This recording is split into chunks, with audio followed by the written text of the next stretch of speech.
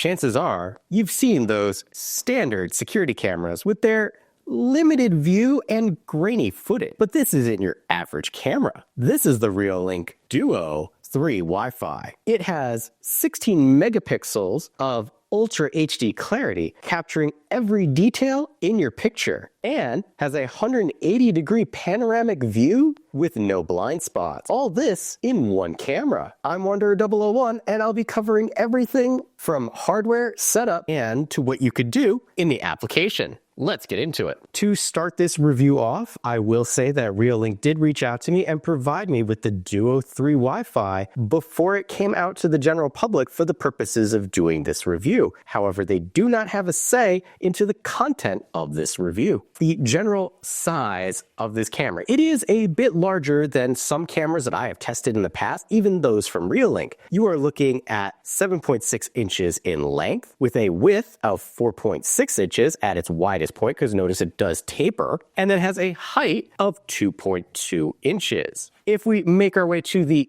business end of our camera, right up here at the top, this is our daylight sensor. And then coming down, there is a microphone right there. On either side of our dual lens setup, we have 4 LED spotlights, giving us 8 in total. You will get 560 lumens out of these LEDs at a 6,500 Kelvin temperature. So you are going to be able to project these quite a bit into your yard, and with that Kelvin setting, it's not a super warm, but it's also not a very bright blue light that you get from them. It's a nice balance, and the fact that they're so bright means that you can have this up pretty high and still get decent color from this at night. Or if you're like me and did this at eye level, you get very well-lit images. Mixed in with our LEDs, you also have a set of 6 850 nanometer IR lights. This is going to give you your classic black and white. These will project up to 100 feet. So again, even things that get outside the LED range, your classic IR will still be able to pick up. As I mentioned, this is a dual lens setup. Each lens has an f2.8 millimeter lens with a CMOS image sensor of 1/2.7, giving a combined resolution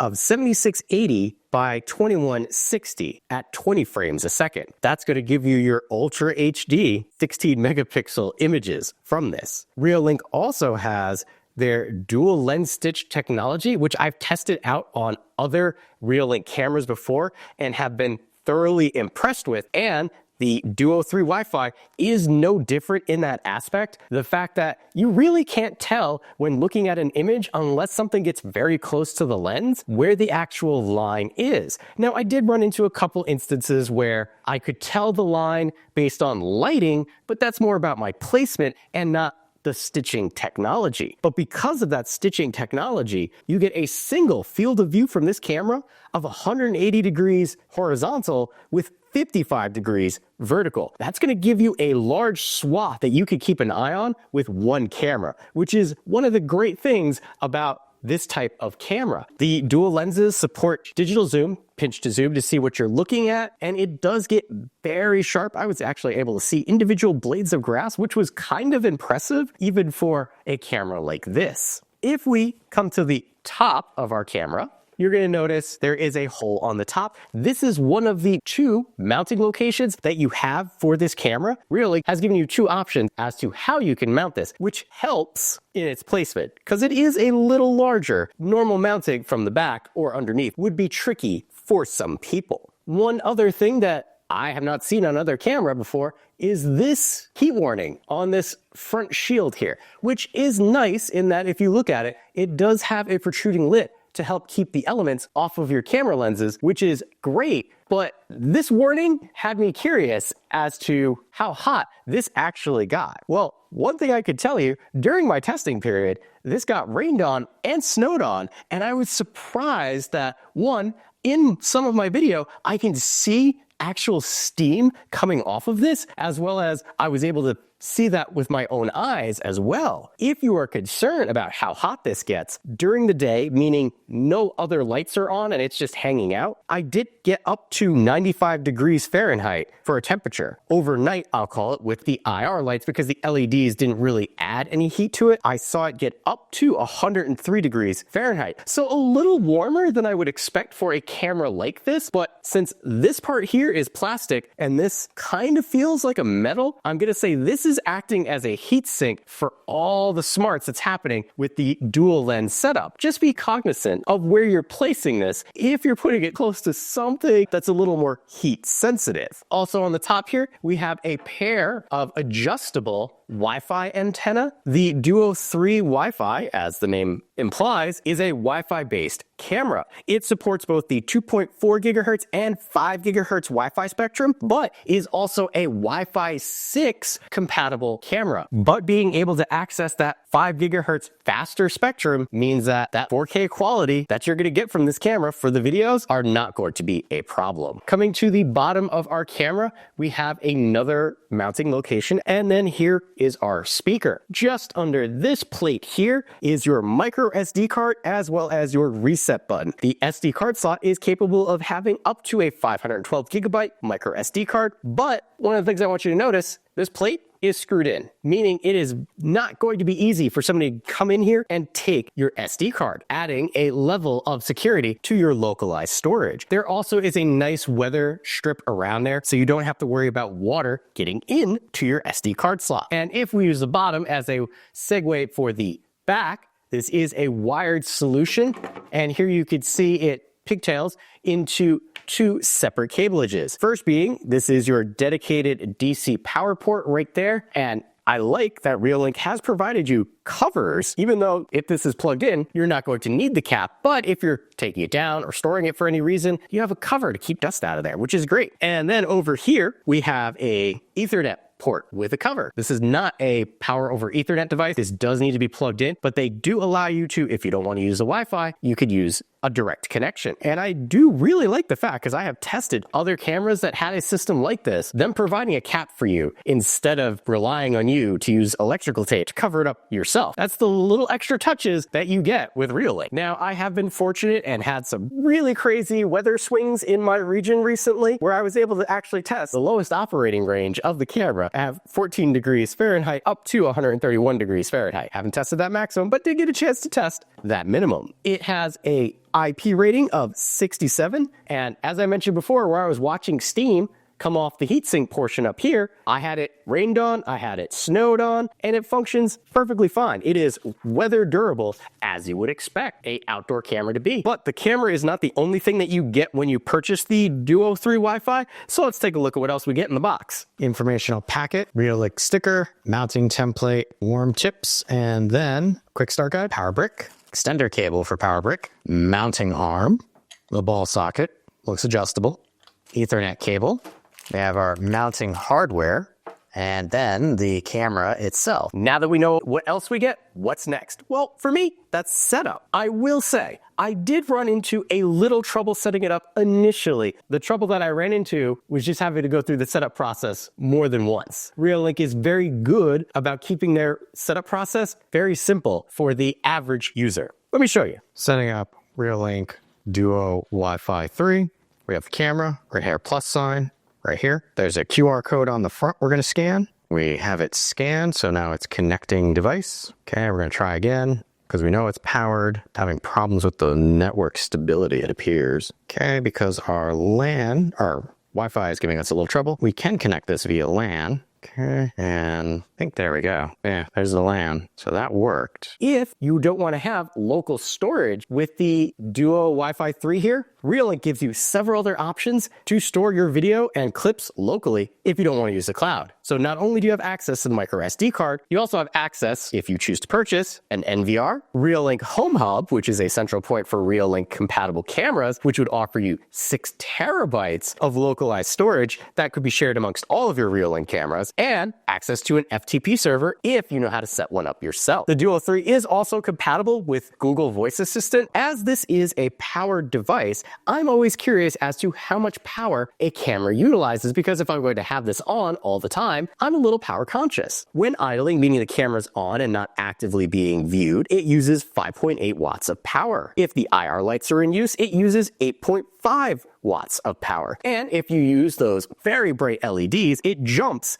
to 9.8 watts of power. Nothing terrible considering that they're not going to be on all the time, but a data point for you nonetheless to know what you're getting into. The Duo 3 is capable of AI person, pet, and vehicle tracking, as well as a feature that they call motion tracking. All of this is done through the Reolink application. Let's take a look. This is the application for the Reolink Duo 3 Wi-Fi. Here you can see it listed out on the Reolink application, and it's displaying a static screenshot. From here, we can have quick access to the settings for the camera, but we're going to tap on it to open up the live feed for the camera. We're going to give that a moment to load, and in the upper left-hand corner, we can see the name of our camera, as well as underneath that, the bitrate for the live video feed. To the right of that, we have our alarm. If I select this and tap to trigger, that sets the alarm off outside.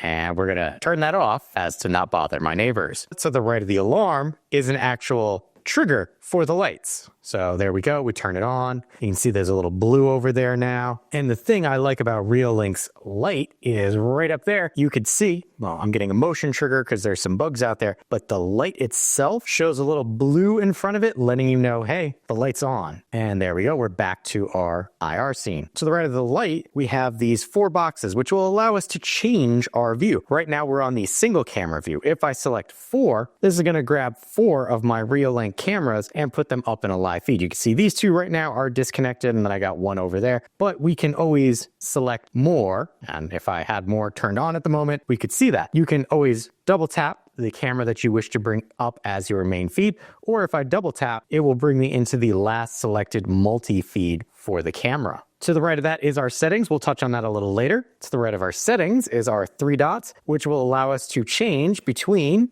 auto for day and night, classic black and white, or color. So selecting any one of these will change how this behaves for its night vision. And we'll give that a second to load itself back up. On the video feed itself, there isn't much to look at. We can pinch to zoom. And if I do that right over there, there's a bush. You can see there's a little movement right there. That's why that little blue icon is there. If there was a person or a pet wandering through frame and only through the live feed, you'll see a little blue box like that. And then it will follow them and let you know what that thing is. Coming down, we have our play pause for our live feed right there. We have turning on and off our audio from our live feed. And then we have a camera. Selecting the camera, we'll take a still image of whatever we happen to be looking at. And then to the right of that is our record for video. Right there, you can see it's recording. It is now taking a live video feed from what we're currently staring at. So even if you don't have motion, selecting the live video will record whatever it sees, even if something doesn't trigger it. To the right of this, we have clear, balance, and fluent. This is high, medium, and low for your video clarity. And then over here, we have a manual toggle to change the orientation. Cell phone, better for this very wide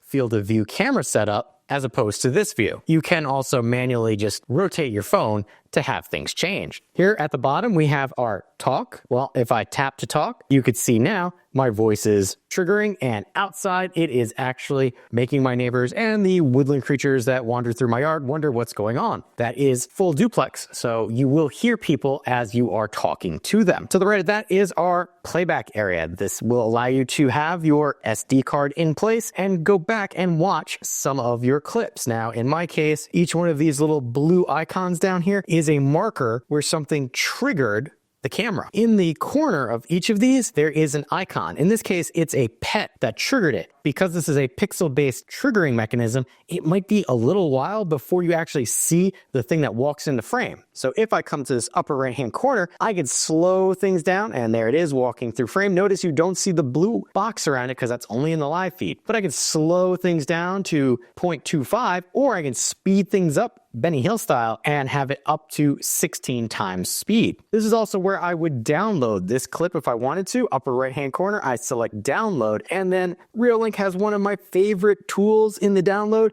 in that I can manipulate the length of this clip. So if it was a 2-minute clip and I just wanted that 19 seconds, I simply clip it down to what I want and then select the download. Back out. Coming down, we do have our play pause, just like we did for the live feed. We have our sound, our screenshot, our video. So maybe we don't want to download, maybe we just want to record. We want to make a recording of the recording. We can do that. Here is our playback clarity and then our video feed orientation. If I come down here, there is a calendar which will allow you to select individual days that you can go back and review. Notice the white days are days that I've had this in place. If you don't like this particular view, I can select the grid view here, which will have things look a little different as this was inside when I was looking at that. But you've got your 2 views there. I could also hit this X, which brings us back to the video feed. We're gonna come back into the recordings one more time to come down to this little filter icon right here. So if you don't care about motion or vehicles, and let's say you only want people and animals,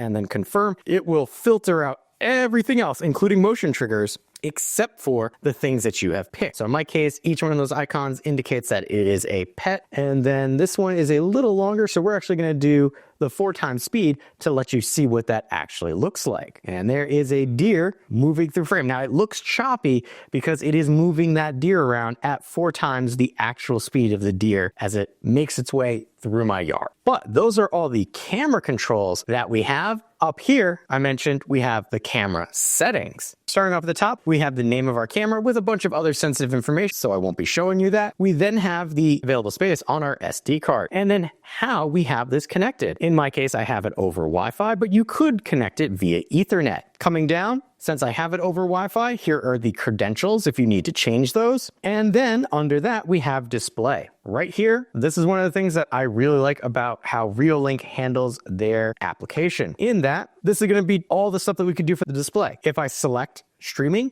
I can change the clear and fluent, what the aspect ratio is, what the frames per second is, what the bit rate is. I can also change the frame rate mode from auto to constant, as well as the bit rate mode. There's a lot of customization that Reolink gives you. Anti-flicker, well, if you happen to get this and you notice that your lights are kind of flashing, that's a flickering thing. It's a hertz rate of the lights themselves. You can change that in here to kind of help with that. Day night, we talked about this before, but this is another place that we can do it. We can do auto, color, or black and white. And then here we have our brightness. Now, right now, it looks pretty bright because, well, there's a lot of snow out there. But if I needed this to be brighter, because I feel the IR lights aren't quite doing as much as I'd like them to do, I can manually bump this up. Now, changing the brightness does mean that things during the day may look washed out because you bumped it up for the evening time, but you can always go back and change this as needed. But the fact that I get this sliding scale to make that choice for myself is why I really like Reolink's app. Coming down, we have our camera name. Right now it's at the bottom right, but we could put it into several different locations and hide it all together, and I can always see it on this display up here. Same thing with the date. I can have it center, top left, blah, blah, blah, or hide.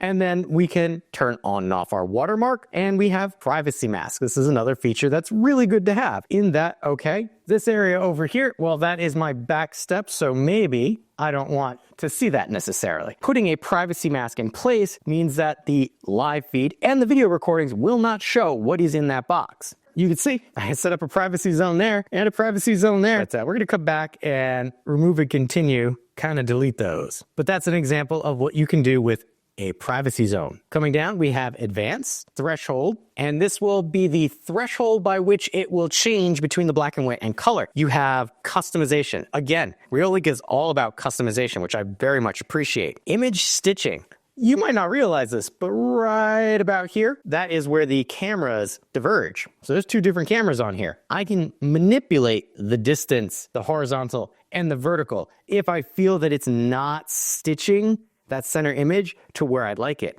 By default, you're probably going to be okay. But if you get a building or something in there where you could see grid work on it, you can come in and make changes so that it looks better for you. You can always restore to default too if you happen to come in here, play with things a little too much. Coming back, just under our advanced is our brightness and shadows. Right now it is on auto, but I could turn off auto and I could manually change my brightness and my shadows. And again, if I happen to mess anything up, let's say I make this too bright, and we'll give that a moment, and we'll lower our shadows, which is a little tricky since it's in black and white mode. But if I screw these up, I can always restore the value very simply. Same thing with our black and white. Change my brightness and shadows, and then for our auto, change our brightness and shadows. Customization, customization, customization. That is what Reolink gives you. Backing out of our display, we're going to come down to sounds. We have our record audio, and then our alarm sound, and our noise reduction. This is actually a really nice feature,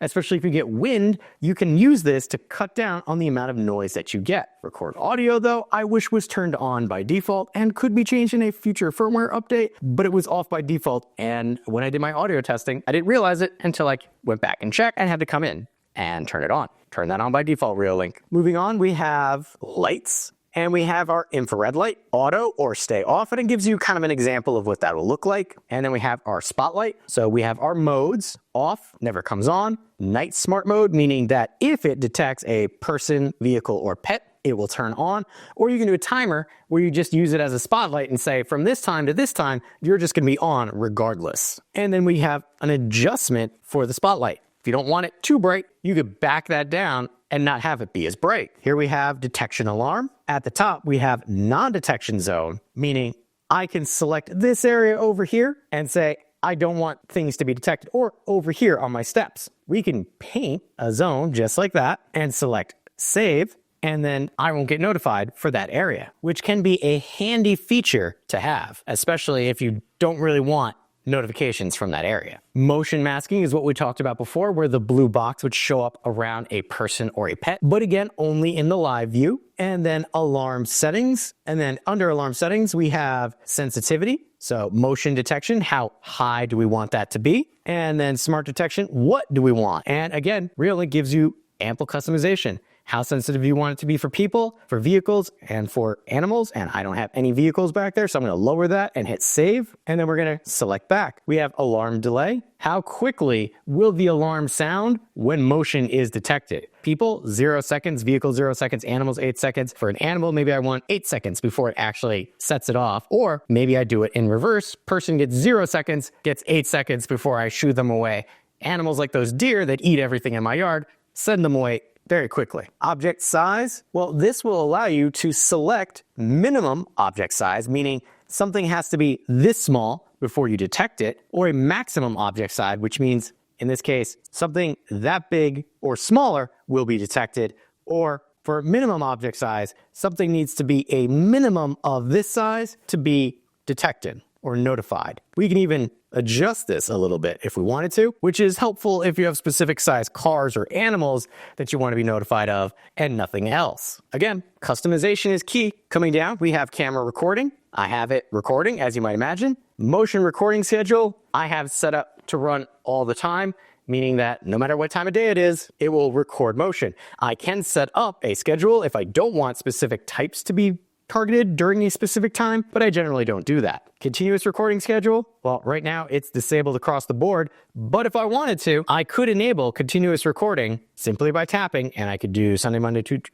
put those all on, and then enable. Right now it's set to disabled. I'm going to hit enable, and then come back, and then there we go. Just like we had motion recording, now we have continuous recording. Post motion record duration, right now I have it at 15 seconds, but you can go all the way up to 60 seconds, which gets you more, but it also means that there's more for you to scrub through. And then overwrite recordings, you have interval of 1 day up to 30 days, or the oldest. By default, it will be at the oldest. Push notifications, I have off right now, but if I turn this on, when it detects a person, a pet, a vehicle, it will send you a notification. You can kind of pick your ringtone there as to what you'd like. You can set a schedule when you want this to be pushed to you. Maybe you have quiet time or working hours that you don't want them to be pushed to you. You can make changes there to do so. And then push interval, 20 seconds all the way up to 120 seconds. So you're not getting spammed with notifications, which is actually a really good thing, but that's where you would come in and make those changes. Email alerts, similar to receiving a push notification on the phone, you could set up an email, and instead of getting the notification on the phone, it will send it to an email address. If you have one that you share in your household,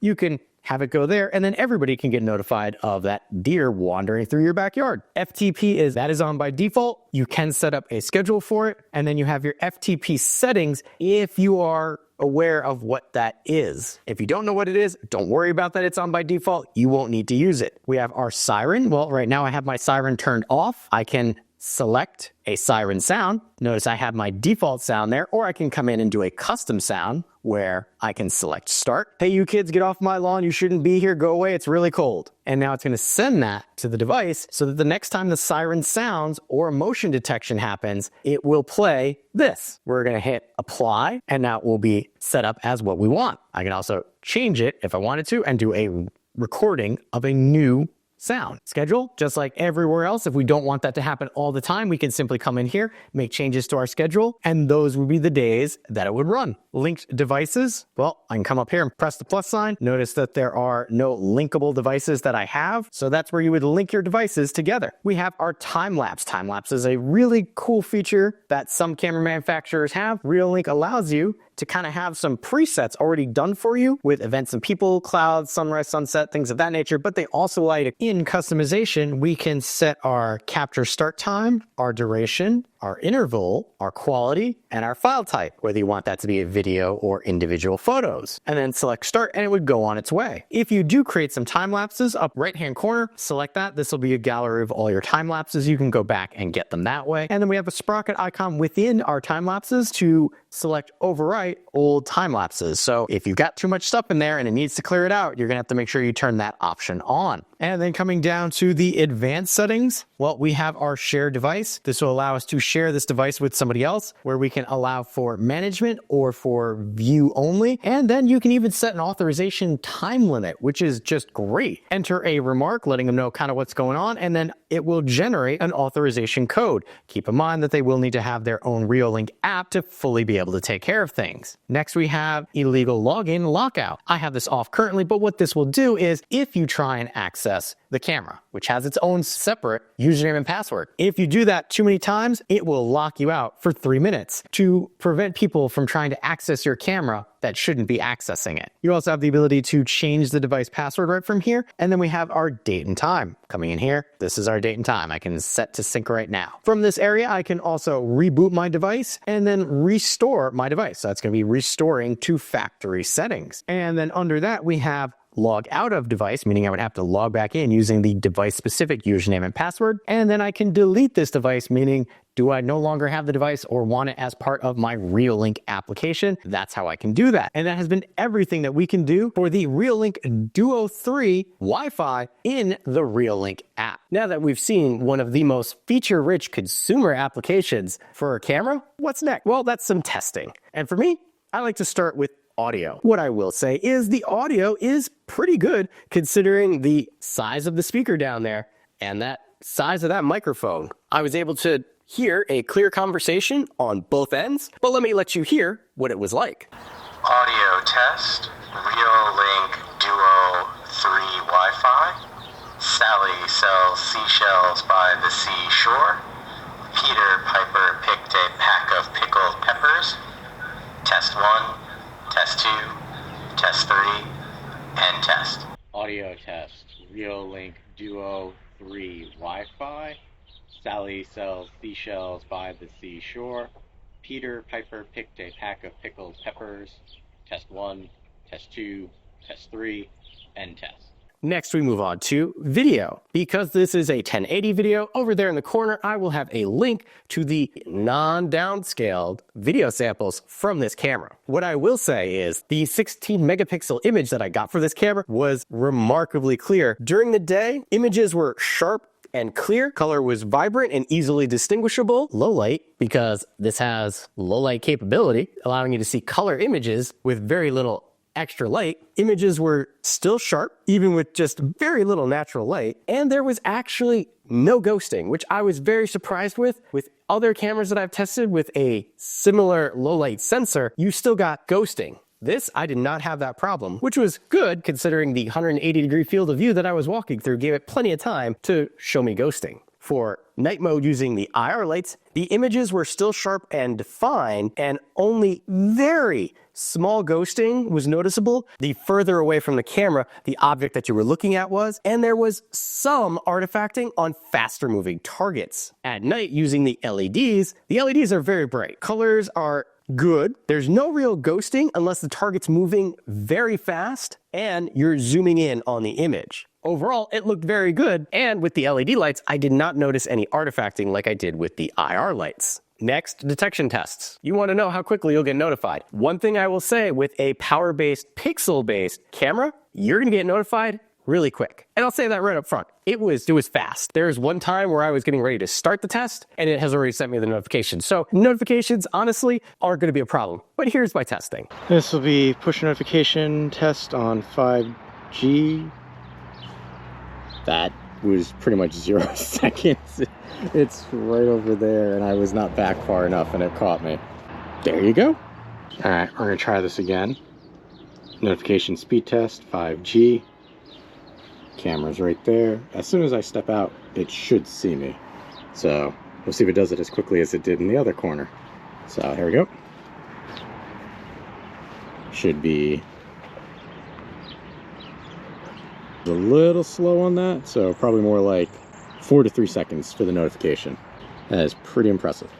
Even though there is a lot that I like about this camera, there are a few cons that I came up with. First being, the default setting for recording audio is turned off. And I don't know why that is. Could this be a pre-production thing? Possibly, but I actually went and had to do my audio test a couple of times because I didn't pick up on the fact that it didn't record the audio until I was compiling my clips later. So don't know why that's off by default, just make sure you double check that. Also, out of the box, the LEDs are set up to be on all night. Make sure to look into that as soon as you get this camera. One thing that I don't understand with the cable is you get a standard cable that plugs into this and then plugs into your wall outlet, which is 5 feet in length, which is ridiculously short. They give you an extension cable, which is great, but I don't see why they had to make it 2 different cables when it could have just been 1 cable, because the one power cable they give you is only 5 feet in length. So that's not long enough to get this to where it needs to be. One other problem with the power cable is the power brick for it is really large. And if you have an outdoor weatherproofed outlet like I have and see here, you're not gonna be able to get anything else in the outlet. And I don't know if that's because of the power requirements for this, but just know you're probably gonna be sacrificing a single external outlet for this camera. That by no means means that this is a terrible camera. I just want you to be aware of some of the shortcomings. While I have only recently started testing out Reolink cameras, they have continued to impress me, and the Duo 3 Wi-Fi is no different. If you need to monitor a wide area and want the security that comes with a powered camera solution, then the Reolink Duo 3 Wi-Fi is well worth a look. Not only can you keep an eye on just about everything, you also get several different ways to mount this camera, which should fit just about anybody's needs. Because of that, I can strongly recommend it. If this camera sounds like the wide-angle camera you've been looking for, I will have a link where you can pick one up for yourself in the description area below. If you appreciate the time and effort that goes into making comprehensive videos like this, make sure to hit that like button to help other people find the video as well. If you like what I'm doing here and want to be notified of my next review, hit that subscribe button. Still not sure if this is the right camera for you? On screen now, you'll see 2 other reviews that I've done to help you make a more informed decision for yourself.